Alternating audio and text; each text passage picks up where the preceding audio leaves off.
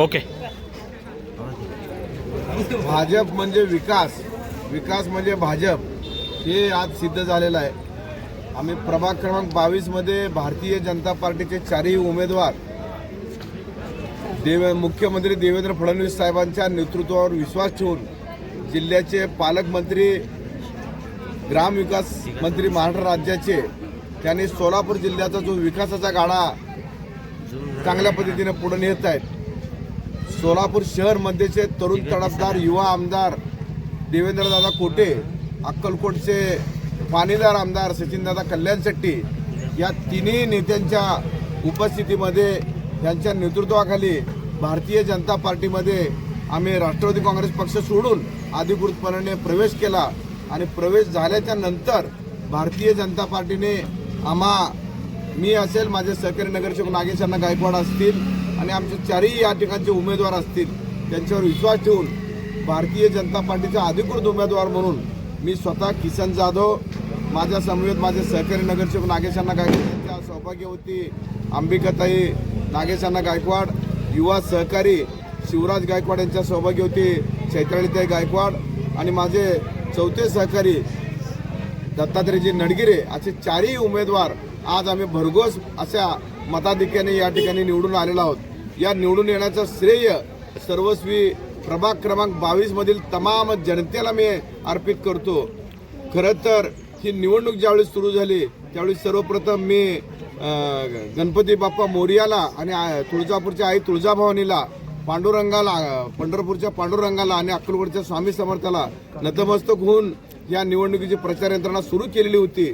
परंतु प्रत्यक्ष रूपामध्ये या माझ्या प्रभाग 22 मध्ये सर्व जातीय धर्माचे लोक या ठिकाणी गुण्यागोविंदाने नांदतात. माझ्या प्रभाग 22 मध्ये अल्पसंख्याक समाज हा मोठ्या प्रमाणामध्ये आहे.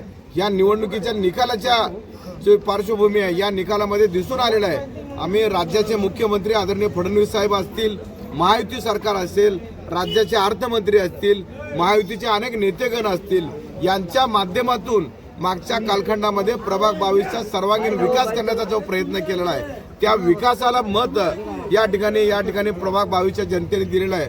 अल्पसंख्याक समाजाने देखील मोठासा प्रतिसाद आमच्या बाजूने दिलेला कौल आमच्या विकास कामासाठी दिलेला आहे. त्याच पद्धतीनं या ठिकाणी माझा मागासवर्गीय समाज देखील मोठ्या प्रमाणामध्ये आहे. माझा टकारी समाज बांधव असेल, माझा कैकाडी समाज बांधव असेल, माझा पामलूर समाज बांधव असेल, इतर सर्व जातीय धर्माचे लोक जे भटके विमुक्त प्रवर्गामध्ये मोडतात, ओबीसी मध्ये मोडतात, मराठा समाज असेल, सर्व जातीय धर्माच्या लोकांनी आम्हाला भरघोस असा पाठिंबा दिला. हा पाठिंबा देण्याचा हेतू आणि उद्देश त्यांचा हाच होता की मागच्या कालखंडामध्ये आम्ही जो या भागामध्ये विकास काम केलेलं आहे त्या विकास कामाला त्यांनी प्राधान्य दिलेलं आहे.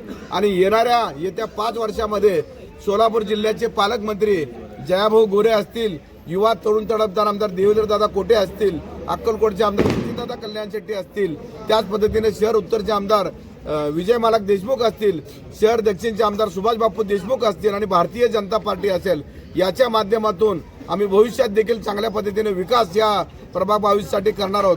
केवळ प्रभाग 22च नव्हे तर तमाम सोलापूर शहराचा विकास देखील मुख्यमंत्री देवेंद्र फडणवीस साहेब असतील, जिल्ह्याचे पालकमंत्री साहेब असतील, यांच्या माध्यमातून आणि शहरातील सर्व आमदार मंडळीच्या माध्यमातून चांगल्या प्रगतीपथावर जाईल असं मला खात्री आहे.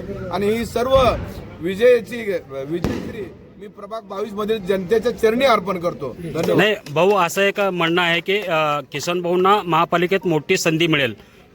मोठी संधी मी ज्यावेळेस निवडणुका सुरू झालेल्या होत्या भारतीय जनता पार्टीमध्ये मी अधिकृतच्या दिवशी प्रवेश केला त्यावेळी देखील पत्रकार बांधवांनी असाच प्रश्न मला विचारला होता की भारतीय जनता पार्टी तुम्हाला उमेदवारी देईल का.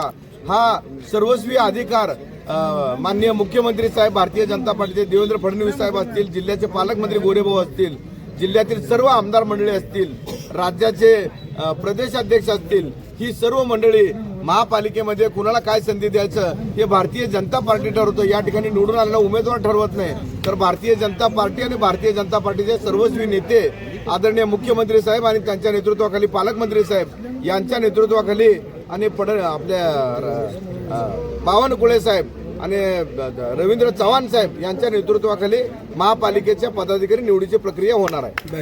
भारतीय जनता पक्ष